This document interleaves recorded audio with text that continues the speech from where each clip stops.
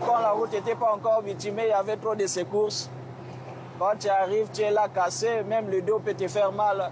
Auparavant, parfois, vous pouvez faire 2 semaines ou 3 semaines pour arriver à Brazzaville, parce qu'il y avait trop de bourbiers. Et maintenant, le même jour, tu peux arriver à Brazzaville. Avant, ici, c'était la piste. Mais depuis 2016, la route a été entièrement bitumée. Un changement pour les professionnels de la route, mais aussi pour la région. Aurélien en atteste. Depuis la fin des travaux, les entreprises poussent comme des champignons. Ça, c'est une société nouvelle qui vient d'installer ici, là. Seulement dans 2018, ici, là. Ça, c'est l'usine de Cimaf. C'est une société nouvelle. Ils fabriquent les ciments. Ils sont venus, c'était en 2016. Donc grâce à la route? Grâce à la route. Cette route qui est en train de changer la vie des Congolais, c'est la RN1. Elle aura nécessité 8 ans de travaux et 1000 milliards de francs CFA d'investissement. Un chantier titanesque, mais à la hauteur de l'enjeu. La RN1 relie Pointe-Noire à Brazzaville, les 2 principales villes du pays. 500 km de route goudronnée qui profitent à tout le Congo, mais surtout au département de la Bouenza, situé entre les 2 villes.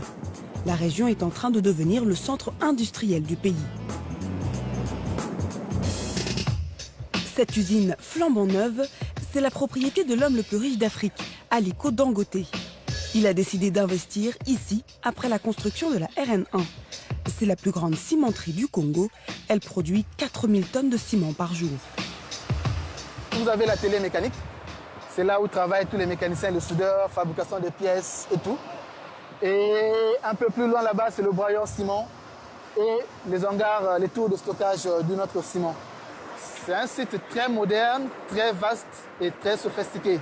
La technologie que nous utilisons, c'est une technologie de pointe en fait. Une cimenterie moderne qui a coûté près de 180 milliards de francs CFA aux manias nigérians. Un investissement qu'il compte très vite rentabiliser. Car l'usine fournit jusqu'à 45% des besoins du marché congolais. Une prouesse dans un département quasi inaccessible par la route il y a 3 ans à peine. Ce camion chargé de 1000 sacs de ciment est prêt à partir. Ah, tu vas livrer en Caï. Ah d'accord. Tu as chargé combien de tonnes? 48 tonnes. Ah là c'est bon. Ici, les produits n'ont aucun problème pour être distribués, car l'usine est installée à un endroit stratégique, à quelques mètres de la route nationale. Nous livrons à domicile. Donc Dangote livre à Pointe-Noire, à Brazzaville, un peu partout dans le pays. Vraiment un ouf de soulagement pour nous parce que la RN1, c'est même ce qui fait que l'activité soit fluide ici. Un accès à la route, mais pas seulement. Ce qui a convaincu le groupe Dangote d'investir ici, c'est que la matière première se trouve à proximité de l'usine. Pour faire du ciment, il faut du calcaire. Et ça tombe bien. Le sol de la Bouenza en regorge d'énormes quantités.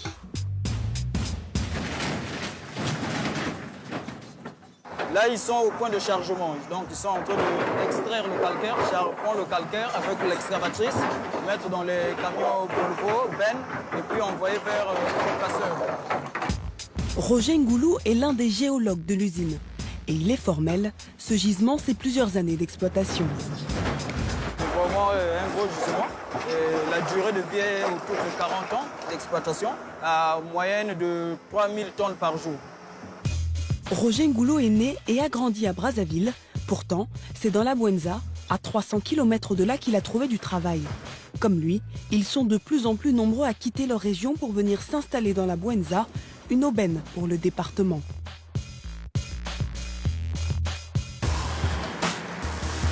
Bouenza, une ville située le long de la RN1. C'est ici que Roger Ngoulou a décidé d'habiter. En attendant d'avoir sa propre maison, il loue ce petit appartement. Ici, c'est chez moi, c'est mon petit salon. Donc, vous avez les fauteuils qui sont là. Vous avez la petite table, juste qui me permet de travailler et aussi de manger. Aujourd'hui, Roger ne regrette pas d'avoir quitté Brazzaville.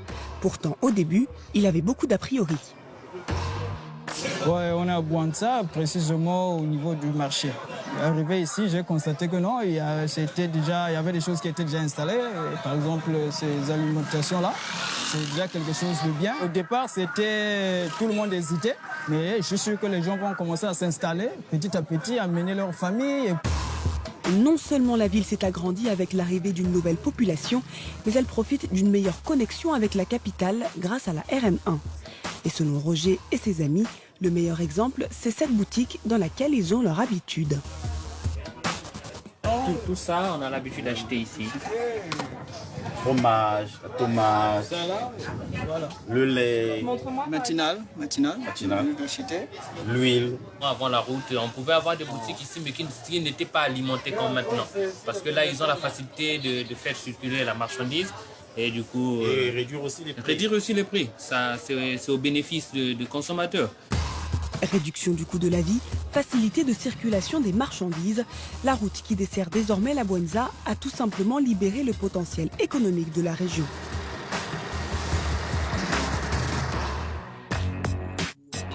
Et la première entreprise à en profiter, c'est l'acteur historique de la région, la Saris. Installée dans la Bouenza depuis les années 1950, l'entreprise possède le monopole du sucre dans le pays. Chaque année, elle produit 70 000 tonnes de sucre dans cette usine. Il faut qu'on ait assez de sucre parce qu'aujourd'hui, on n'a plus assez de sucre. Donc il va falloir qu'on fasse un effort pour pouvoir ravitailler la raffinerie. Et question de sortir assez de sucre pour pouvoir répondre aux besoins des industriels. Mais avant l'arrivée de la route, l'acteur historique avait du mal à distribuer sa production. Et pour cause, le transport se faisait principalement par train, grâce à cette vieille voie ferrée qui date des années 1960. Il fallait 3 jours pour relier Brazzaville ou Pointe-Noire, contre quelques heures aujourd'hui.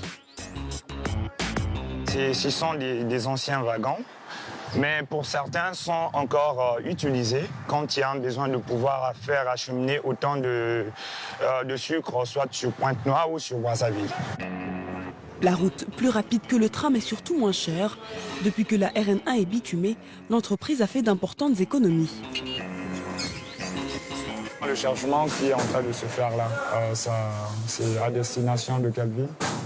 À destination de Brazzaville. De Brazzaville. On a gagné quelque chose en termes de coûts logistiques de transfert des marchandises.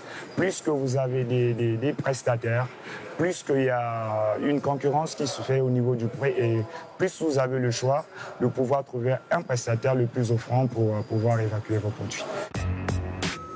Une concurrence qui a permis à l'entreprise de réduire ses coûts de transport de 20%.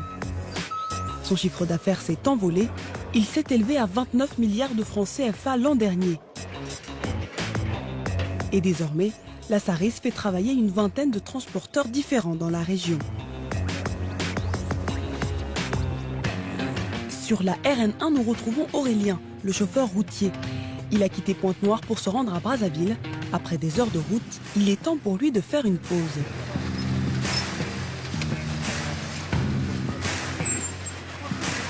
Toute la journée, on a roulé. Bon, là, on va garer ici là pour se reposer pour que demain, on continue le voyage. Et pour effectuer le repos, direction ce petit hôtel au bord de la route dans la ville de Cailly. Aurélien et ses collègues y ont depuis un moment leur habitude. Ça va? Comment vous trouvez le milieu? Ça vous arrange? Non, ça va. Ok. Ça va. Kevin, mais demande un peu à ces gens-là de commencer à porter. Et les clients, ils attendent à manger. Ils viennent dîner, mais ils m'ont dit qu'ils vont prendre aussi des chambres. Le développement de l'activité hôtelière, c'est l'autre impact économique de la construction de la RN1 dans la Bouenza. Et des hôtels comme celui-ci en profitent pleinement aujourd'hui. Il y a des clients que nous recevons. Ils peuvent faire un petit repos, le temps de manger, prendre une bière. Bon, après, ils continuent la route. Il y a des clients aussi parfois qui viennent en mission. C'est vrai, la route, c'est vraiment un acquis pour nous, les hôteliers. Dès la finition de la route en 2016, une cinquantaine d'hôtels ont vu le jour, ici, à Nkayi. Aujourd'hui, leur taux de remplissage est entre 70 et 80% grâce aux centaines de voyageurs qui empruntent la RN1. Les grandes villes, les petits villages, grâce à la RN1, c'est toute la Bouenza qui est aujourd'hui sur l'autoroute de la croissance. Près de 3 ans après sa mise en service, elle vient confirmer l'adage bien connu, la route précède toujours le développement.